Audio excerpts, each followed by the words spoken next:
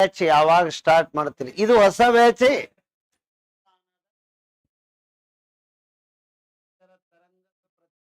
Raj ಕೋಚಿಂಗದಲ್ಲಿ batch ಯಾವತ್ತು start ಅನ್ನೋದಿಲ್ಲ, ಯಾವತ್ತು ಎಂಡ್ ಅನ್ನೋದಿಲ್ಲ. ಹುಡುಗರೇ ಬ್ಯಾಸರು ಬಂದು ಬಿಡ್ಬೇಕು. ಮೊದಲೇ ಹೇಳ್ಬಿಡ್ತೀನಿ ನಾನು. ಹೌದ್ರೆ ಅವರೇ ತಾನೇ ಬಿಡ್ತಾರ. ಮನೆ ಕಾರ್ಯಕ್ರಮ ಅವು ಇವು ಅನ್ಕೋತ ಹೌದ್ರೆ ಸರ, ಇದಕ್ ಅಂತ್ಯ ಅನ್ನೋದಿಲ್ಲ. ಆದ್ರೆ 6 ತಿಂಗಳಂತೂ ಕಲಿಯಬೇಕಲ್ರಿ ಇದು. ನಾವು ಬಹಳ ಒಂಡ್ರಾಗ್ಯದ ಸರ್. 3 ತಿಂಗಳದ ಕೋಚಿಂಗ್ ಮುಗಿಸ್ಬಿಡ್ತೀವಿ, 3 ತಿಂಗಳದಾಗ ಇಂಟ್ರೊಡಕ್ಷನ್ ಆಗಲ್ಲ.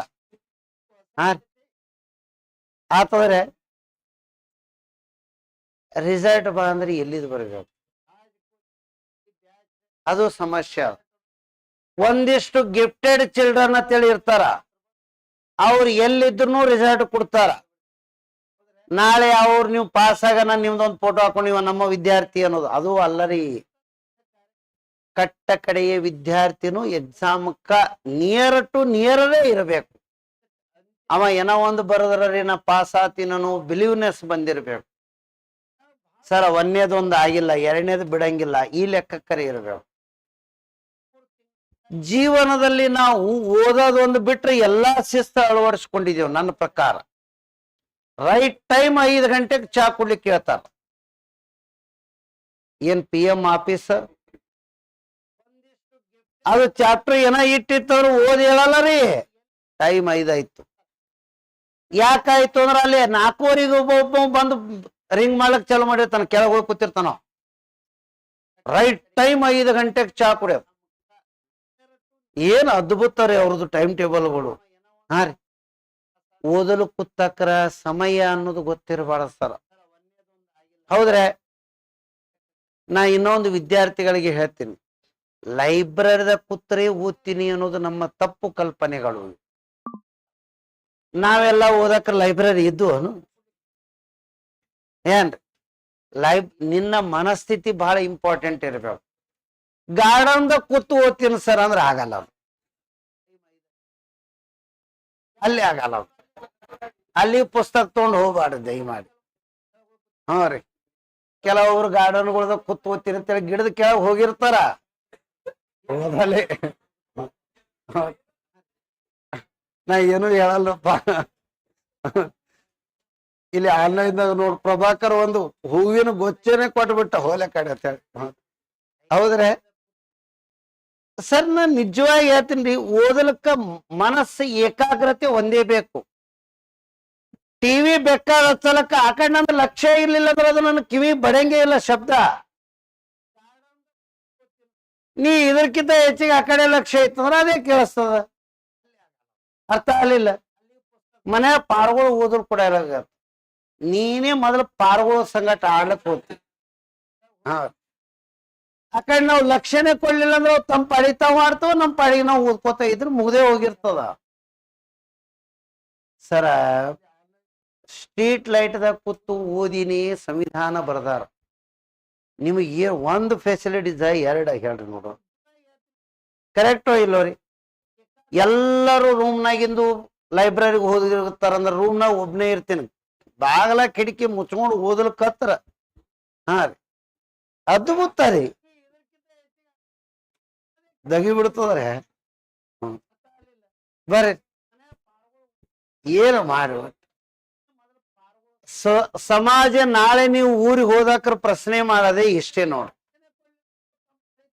ಪಾಸು ಫೇಲ್ ಇವು 2ಕ್ಕೆ ರಿಸಲ್ಟ್ ನೀವು ಆನ್ಸರ್ ಕೊಡ್ಬೇಕಾಗಿದ್ದು. ಹೌದ್ರೆ ಪಾಸ್ ಆದಿ ಅವತ್ತು ಬಸ್ ಸ್ಟ್ಯಾಂಡ್ ಮ್ಯಾಗ ನಿಂದೆ ಮಾತು, ನೀನೇ ಹೀರೋ. ಫೇಲ್ ಆಗಿದ್ದಿ ಅಂದ್ರ ಟೈವಲ್ ಸುತ್ತಕೊಂಡು ತೆಲಿಗಿ ಒಟ್ಟ ಹೇಳಾರ್ದೆ ಕೇಳಾರ್ದೆ ರಾತ್ರಿ ಏನದಂದ್ರ ಮುಂಜಾನೆ ನಸಕ್ ನಾವು ಹೊಲಕ್ ಹೋಗ್ಬೇಕು, ರಾತ್ರಿ ಆಗಂದ್ರೆ ಮನೆಗೆ ಬರ್ಬೇಕು. ಯಾಕಂದ್ರೆ ಊರಾಗ ಮಂದಿ ಪ್ರಶ್ನೆ ಮಾಡ್ತದ್ರಿ ರಾಜ. ಮತ್ತೆ 2ನೇದು, ನಿಮ್ ರಿಸಲ್ಟ್ ದಿಂದ ಕುಟುಂಬಕ್ಕೆ ಯಾವುದೂ ಆರ್ಥಿಕ ಲಾಭ ಅಂತೇಳಿ ನಿರೀಕ್ಷೆ ಇಲ್ಲ. ಕೆಲವೊಂದು ವಿದ್ಯಾರ್ಥಿಗಳು ಹೇಳ್ತಾರ, ಸರ್ ನಾನು ನೌಕರಿ ಮಾಡ್ಕೋಬೇಕ್ರಿ, ನಮ್ ಕುಟುಂಬಕ್ಕೆ ಬಹಳ ಬಡತನ ಅದ. ಆಯ್ತು, ನಾವು ಒಪ್ಕೋತೀನಿ. 50,000 ಪಗಾರದಾಗ ಕುಟುಂಬಕ್ಕೆ ಏಟು ಕೊಡ್ತೀರಿ ಗೊತ್ತದ ನೀವೆಲ್ಲ? 20,000 25 ಕೊಡ್ತೀರಿ, 40-30,000 ನಿಮ್ದೇ ಖರ್ಚಿರ್ತಾವ. ಈ ಸದ್ಯಕ್ಕೆ ಸ್ಟೂಡೆಂಟ್ ಲೈಫ್ದೊಳಗೆ 5,000ದಿಂದ 7,000 ಅದ್ಭುತ ಬದುಕ್ತೀರಿ. ಜಾಬ್ ಆದ ಬಳಿಕ ನಿಮಗೆ 20,000 ಎಕ್ಸ್ಪೆಂಡಿಚರ್ ಆಗ್ತದ. ಕೇಳ್ಬೇಕಾರೆ ಎಲ್ಲರಿಗೂ ಅದು ಹಂಗೆ ಇರ್ತದ ಸರ್. ಅವಾಗ ಸ್ವಲ್ಪ ಸ್ಟೇಟಸ್ ಚೇಂಜ್ ಹಾಕೋತ ಬರ್ತದ. ಈ ಸದ್ದ ಅಗ್ದಿ 200-150 ರೂಪಾಯಿ ಚಪ್ಪಲ್ ತೊಗೊಳೋದು, ಅಗ್ದಿ 1,000 ರೂಪಾಯಿದ ಒಂದು ಜೋಡ್ ಡ್ರೆಸ್ ತೋತೀರಿ. ಅವಾಗ ಹಂಗಿರಲ್ಲ, ಶರ್ಟೇ 3,500 ತೋತೀರಿ. ಚಪ್ಪಲ್ 150 ಬದಲಾಗಿ ಎಟ್ರು ತೋತೀರಿ? 1,000 ನೋಡು. ಅವೇನು ಕೊಳ್ಳಾಗ ಹಾಕೊಳ್ಳೋದ? ಹಿಂಗಿರು ನಮ್ಮ ಮಂದಿ. ಹೌದು ತೋರಿ, ನಾ ಯಾಕೆ ಬೇಡ, ರೊಕ್ಕ ನಿಮ್ಮ ಅದಾವ, ಹೌದೋ ಇಲ್ಲೋ? ಹಿಂಗಾಗಿ ನಿಮ್ ಪರ್ಸನಲ್ ಎಕ್ಸ್ಪೆಂಡಿಚರ್ ಹೈಕ್ ಆಗ್ತದ. ಲೈಫ್ ನ ಸ್ಟೇಟಸ್ ಮೇಂಟೈನ್ ಮಾಡಕ್ ಹೋಗ್ತೀರಿ. ಅದಕ್ಕಾಗಿ ಮತ್ತ ಕುಟುಂಬಕ್ಕೆ ನೀವು ಕೊಡೋದು 10,000-15,000. ಕೊಡೋದಕ್ಕಿಂತ ಹೆಚ್ಚು ಕೊಟ್ಟಿದ್ರ ರೊಕ್ಕಕ್ಕೆ ಲೆಕ್ಕನೇ ಬಹಳ ಕೇಳೋದು. ಅಪ್ಪ ಮೊನ್ನೆ 15,000 ಕೊಟ್ಟಿನಲ್ಲಿ ಏನ್ ಮಾಡಿದಿ ಅಂತೇಳಿ ಅವ ನಮಗ್ ಹುಟ್ಟದ ಹಿಡಿದು ಕೊಟ್ಟಿರ್ತಾನ, ಎಂದೂ ಲೆಕ್ಕ ಕೇಳಿರಲ್ಲ. ನಾವು ಕೊಡೋದೇ ಲಾಕ್ ಕೊಟ್ಟಿರ್ತೀವಿ, 4 ಸಲ ಲೆಕ್ಕ ಕೇಳ್ತೀವಿ. ಅದಕ್ಕಾಗಿ ಅವು ಪೇರೆಂಟ್ಸ್ ರೊಕ್ಕನೇ ಕೇಳೋದು ಬಿಡ್ತಾವ. ಇವನಿಗೆ ಲೆಕ್ಕ ಹೇಳೋದನು ಬೇಡ, ಅವನ್ ರೊಕ್ಕನು ಬೇಡ ನಮ್ಗತ್ತೇಳಿ. ಬೇಕಾದ್ರೆ ನಾನೇ 1,000 ರೂಪಾಯಿ ಹಾಕ್ತೀನಿ ತಗೋ ಅಕೌಂಟ್ ಕತ್ತೇಳಿ ಹಾಕ್ತಾರ ಅವ್ರು. ಯಾಕಂದ್ರೆ ಅವರೆಲ್ಲ ಹೃದಯ ಸ್ಪರ್ಶ ಜೀವಿಗಳು. ನಾಳೆ ನಾವು ಪೇರೆಂಟ್ಸ್ ಆದಕ್ಕ ರಿಯಲ್ ಅನುಭವಗಳು ಗೊತ್ತಾಗ್ತವ. ಹೌದ್ರೆ?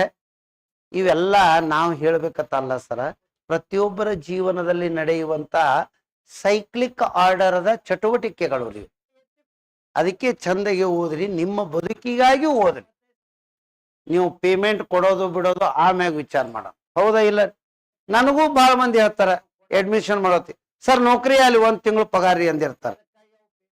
ನಾನು ಕಂಡಪಡಿ ಖುಷಿಯಾಗಿರ್ತೇನೆ. ಹ್ಞೂ, ಕಿವಿ ಕೇಳಿ ಕೇಳಿ ಪರದಿನೇ